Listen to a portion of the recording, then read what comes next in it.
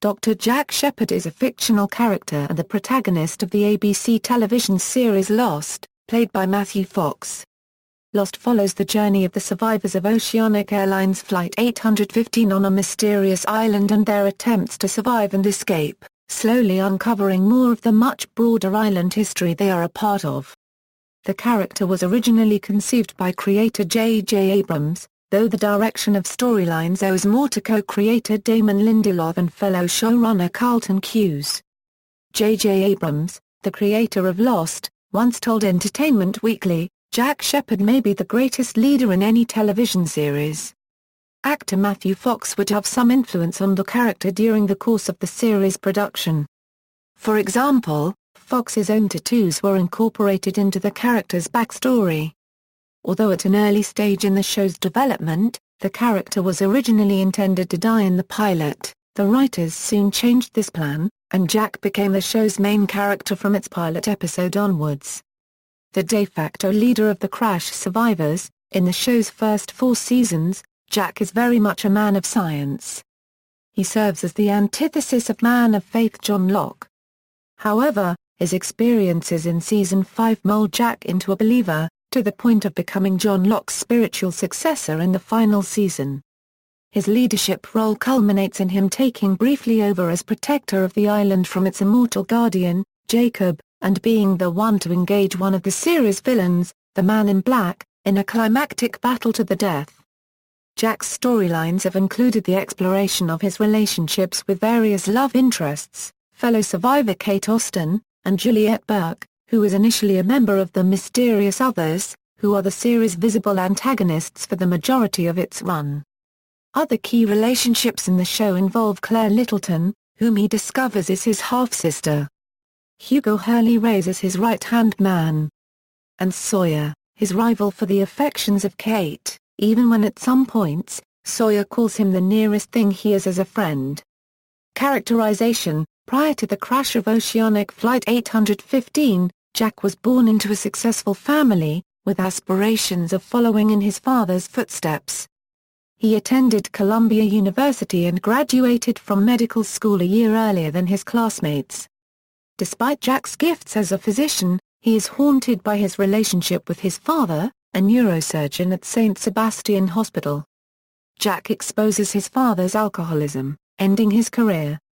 In September 2004, Jack's mother, Margot, orders him to find Christian, who has exiled himself to Australia, and bring him back.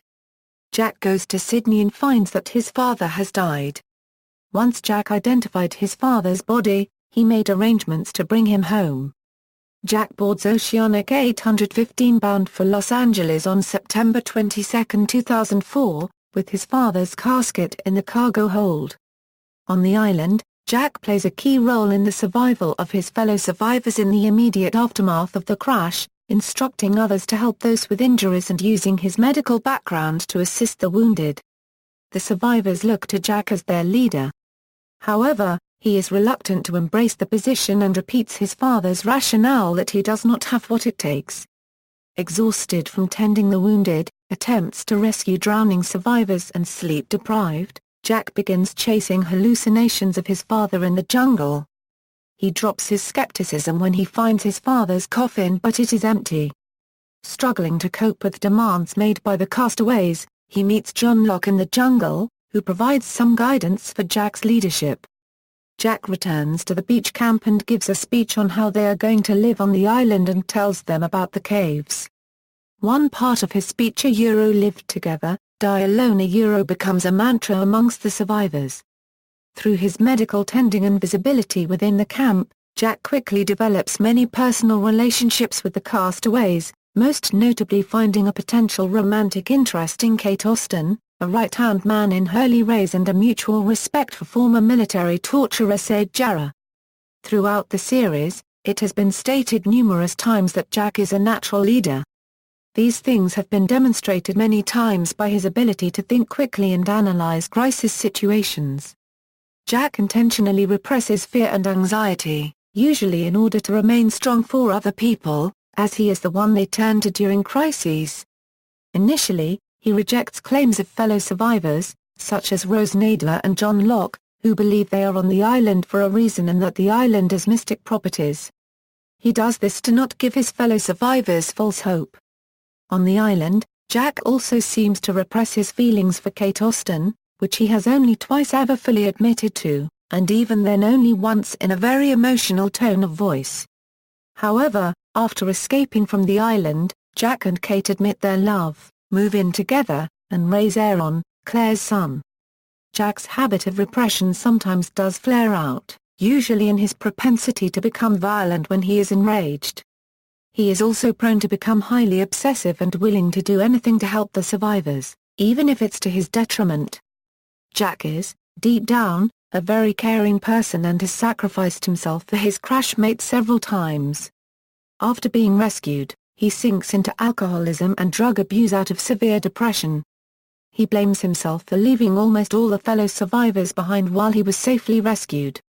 This leads to his delusions that his father is still alive and a suicide attempt, which indicate that Jack has not been completely able to cope with what happened on the island. Digital spies Ben Rawson Jones marked a difference in the characterization of Jack, who has become known as the trustworthy, honest type since Oceanic Flight 815 crashed, so his blatant lies about the island under oath were definitely dramatic. After being rescued, seeing visions of his father, and being visited by John Locke, Jack's outlook underwent a fundamental change. He began to believe in fate and destiny. When Juliet asked Jack why he had returned to the island, Jack told her, "Because I was supposed to." Jack's faith leads him to sacrifice himself to prevent the island's destruction. He believed that saving the island was what he was meant to do. In many episodes, Jack is portrayed as having a messiah complex. Development: in the original outline of Lost, Jack was going to be killed halfway through the first episode. Lost co-creator J.J. Abrams was interested in Michael Keaton for the role, as Abrams wanted to work with him. However, scripts were never even sent to him, as the character was made into a regular, and Keaton wasn't interested in a series. The producers felt that if the audience became attached to the character during the first episode, and then he was killed, they might resent the show. His death was meant to shock the audience so they would never know what would happen next. The role ended up going to Matthew Fox, who was very excited about it, as it was the genre and tone he was looking for. Tattoos equals, for story purposes, the tattoos on Jack's arm read, "He walks among us, but he is not one of us."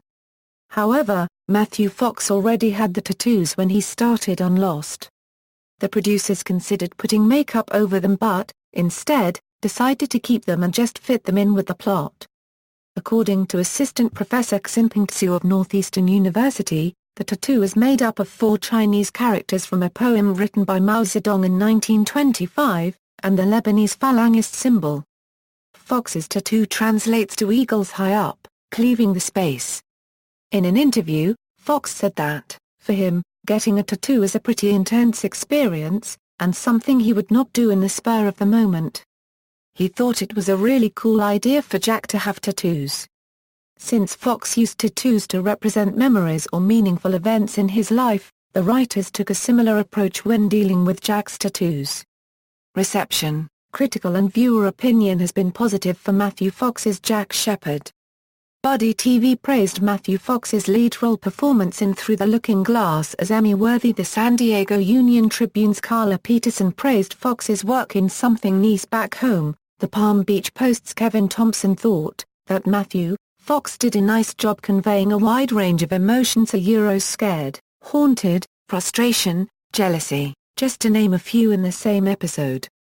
Matthew Fox won a Satellite Award for Best Actor in a Dramatic Television Series for his role as Jack in 2004.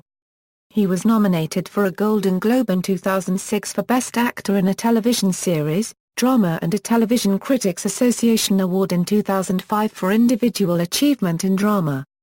He has also won 2 Saturn Awards, including Best Actor on Television in 2005 and Best Actor in a Television Program in 2007. In 2010, Fox received a Primetime Emmy Award nomination for Outstanding Lead Actor in a Drama Series. References